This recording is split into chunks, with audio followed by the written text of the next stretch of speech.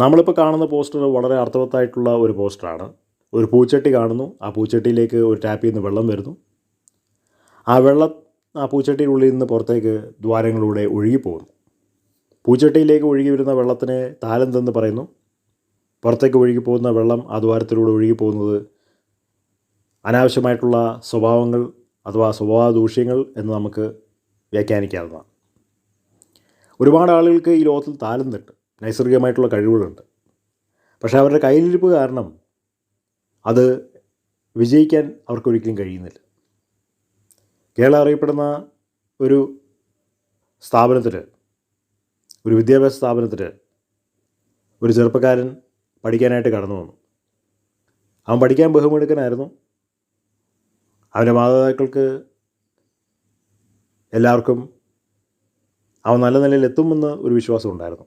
പക്ഷെ അവിടെ വന്നതിന് ശേഷം അവൻ മയക്കുമരുന്ന് ആളുകളുടെ കൂടെ യാത്ര ചെയ്യാൻ തുടങ്ങി. അങ്ങനെ മയക്കുമരുന്നിനടിമയായി അവൻ്റെ താലന്തുകളെല്ലാം അപ്രത്യക്ഷമായി. അദ്ദേഹം തകർന്ന തരിപ്പണമായി തെണ്ടി നടക്കുകയാണ്. അപ്പോൾ ഇതുപോലുള്ള ഒരുപാട് വിദ്യാർത്ഥിനികളെ നമുക്ക് കാണാൻ കഴിയും.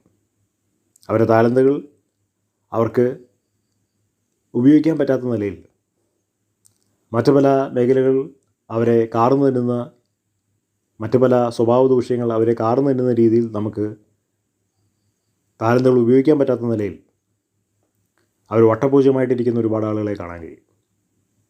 അപ്പോൾ നമ്മുടെ കയ്യിലിരിപ്പ് മോശമാണെങ്കിൽ എന്തുണ്ടായിട്ട് ഒരു കാര്യമില്ല. എല്ലാം ഒത്തുവരുമ്പോഴാണ് നമുക്ക് ജീവിതത്തിൽ വിജയം കിട്ടുന്നത്. നൈസർഗികമായിട്ടുള്ള കഴിവുകൾ, താലന്തുകൾ, നല്ല സ്വഭാവങ്ങൾ, ഇതെല്ലാം ഒത്തുവരുമ്പോഴാണ് ജീവിതത്തിലെ എല്ലാ മണ്ഡലങ്ങളും നമുക്ക് വെട്ടിപ്പിടിച്ചെടുക്കാനായിട്ട് കഴിയുന്നത്.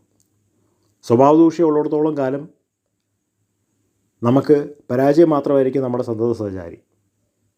കാരണം നമ്മുടെ സ്വഭാവദൂഷ്യം കാരണം പലരും നമ്മളെ അകറ്റി നിർത്തും. അതൊരു പക്ഷേ പാരവെക്കുന്ന സ്വഭാവമായിരിക്കും, പരസ്ത്രീ ബന്ധമായിരിക്കും, തട്ടിപ്പായിരിക്കും, വെട്ടിപ്പായിരിക്കും, കാപട്യമായിരിക്കും, ഇരട്ടതാപ്പ് നയമായിരിക്കും, അനായാസം നുണ പറയുന്ന ഏതെങ്കിലും മനോഭാവമായിരിക്കും, വർഗീയ ചിന്തകളായിരിക്കും,